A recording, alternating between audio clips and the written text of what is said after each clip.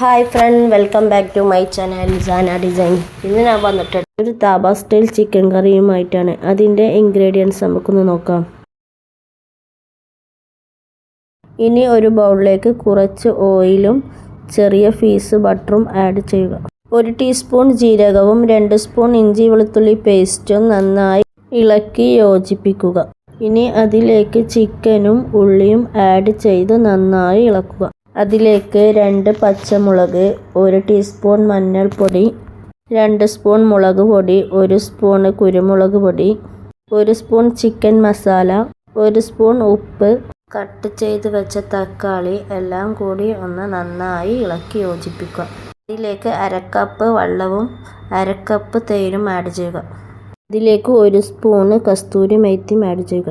ഇവിടെ താവ ചിക്കൻ കറി റെഡി ആയിട്ടുണ്ട്. ഇനി നമുക്കതൊന്ന് ഹൈ ഫ്ലെയിമിൽ വെച്ച് ഒന്ന് കുറുക്കിയെടുക്കാം.